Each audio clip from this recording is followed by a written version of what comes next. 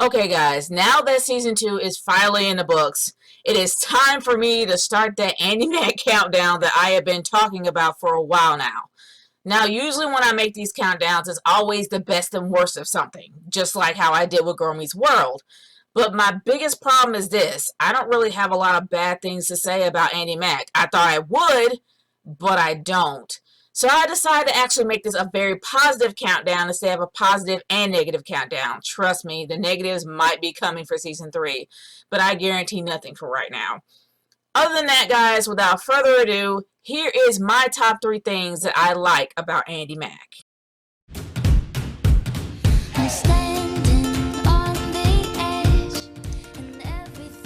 Number 3, characters and diversity. I really liked how they didn't make Andi Mack an Asian version of Lizzie McGuire. Sure, they have similarities, but Lizzie never found out that her sister was really her mom and her mother was really her grandmother. She probably would have had a meltdown if that happened. But what makes Andi Mack different from Lizzie McGuire is that she's not afraid to take a step back if she's had enough. She's been crushing on Jonah Beck since season 1, and she turned away from him twice and felt good about her decision each time. That's something you don't see on a lot of Disney shows when it comes to girls, and especially when it comes to girls having romantic interests. You don't really see that often, and that was refreshing to see. Plus, I love the fact that we were able to see a little bit about learn a little bit about Andi's culture in Chinese New Year, and how her grandparents were actually an interracial married couple. But besides Andi and her family, Cyrus is another standout. He may not be the first gay character on Disney programming, but he's the first gay character I've seen in Disney programming that showed the audience that being gay isn't just black and white, which leads to my next thing. Number 2, shades of gray with lots of growth. Discovering that you might be gay isn't something that should be viewed with only black and white goggles. It should be a gray area that can be a very emotional as well as a confusing time for some individuals. Not only did Cyrus have a crush on a guy when he had a girlfriend at the time, he had a crush on his best friend's boyfriend.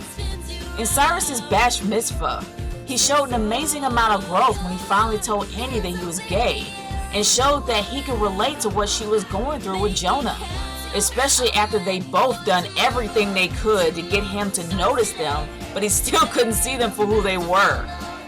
After season 2 ended, it seems like Cyrus is on his path to self-discovery, so I believe that we'll see a whole new Cyrus by season 3. As for Bex, she spent the last 15 years of Andi's life pretending to be someone else when she wasn't the person she was supposed to be. Just as she was starting to figure out her role in Andi's life, things got more complicated when Bowie got involved.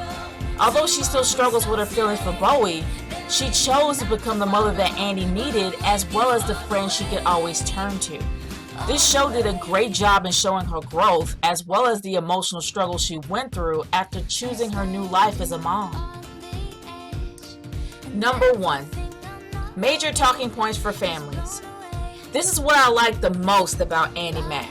They aren't afraid to deal with issues that can become future talking points for young viewers to ask their parents. Parents may be afraid to talk about single parenthood, homosexuality, or even interracial relationships freely with their kids, but this show reveals to their young audience that each character's experiences are like what real people go through in real life. The struggles of discovering your personal identity, becoming a single parent, or in Jonah and TJ's case, dealing with a disorder. Both of these characters spoke loudly to me because I can relate to what they're going through. People usually assume that only adults can go through these problems, but Andi Mack revealed that kids can go through them too. Although their problems weren't resolved in season 2, I look forward to see how they deal with this in season 3. After watching season 2 of this show, it showed me that Andi Mack is anything but Diet Lizzie. It has a voice, an identity, and is not afraid to acknowledge real life issues.